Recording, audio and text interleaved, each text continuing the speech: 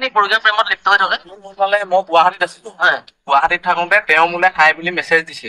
হাই বুলি মেছেজ দিয়াৰ পিছত মই তেতিয়া কৈছো কোন হয়নো আপুনি? তেওঁ তেতিয়া ক'লে, মই তেতিয়া নম্বৰটো দিলো। তেওঁ মোলে ফোন কৰিছে। তাৰপিছত দাদাই গম পালে, দাদাই কোৱা নাই, মই ফোন নাই কৰা। কালি মই হাই কি কৰিছা বুলি মেছেজ এটা দিলো ফেচবুকত অনলাইন দেখি পিনি। তাৰপিছত তেওঁ ক'লে, তাৰপৰা তেওঁ মই নম্বৰটো দিয়া নাই। মিছা কথা নকব আপুনি, মই নম্বৰ দিয়া নাই। নম্বৰটো দি থৈ গৈছে।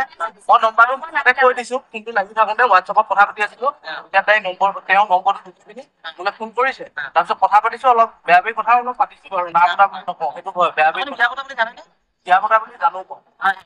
মই এইবিলাক বেয়া কামত বেয়া কথা পাতিছো, কিন্তু বেয়া কাম আপুনি বিয়া পতা নে নপতা? মই নপতা। ক'ত বাৰু আপোনাৰ? মোৰ জিলামৰা। ভেলামৰা। কি নাম? লক্ষ্যজিত গোহাঁই।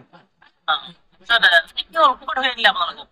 গামখনে ধৰিলে। প্ৰকৃততে তেওঁ মোক কৈছিলে, ময়ো কৈছিলো ৰাতি কথা পাতি থাকোতে তেওঁ এতিয়া জেগা মেনেজ কৰিলে। মোক কৈছে মই আহিছো মানে তেওঁ গোগামুখতে লগ কৰিলো।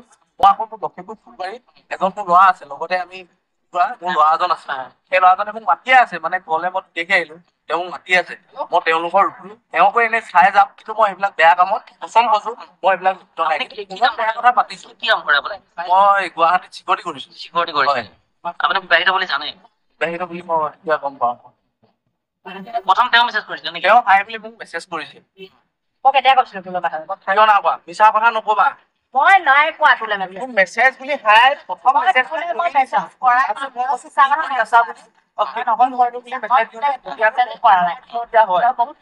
নহলে নম্বৰটো দিছো, ইমান মিছা কথা নকবা।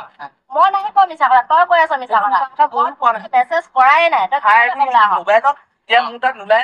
সেইটো যে চালে প্ৰথম মেছেজটো হোৱাটছএপত কোনে দিছে সেইটো ওলাই পৰিছে।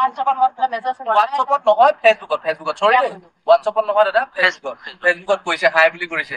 তেতিয়া মই গেটত ডিউটিত আছো। ইমান মিছা কথা মোৰ নহয়। কি হৈছে মানে এই ল'ৰাটো ঘিলে কৰাৰ এই কিবা হেৰি লক্ষ্যজিত গোহাঁই পদম বোৱাৰীৰ লগত সিদিনাখন পাছত আমাৰ লগত সেই কথা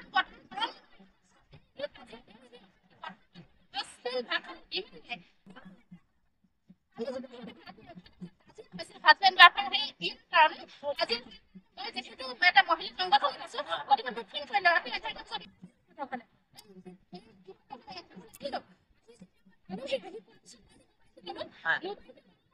কবলৈ ভাষা ই এনে কথা পাতিছে।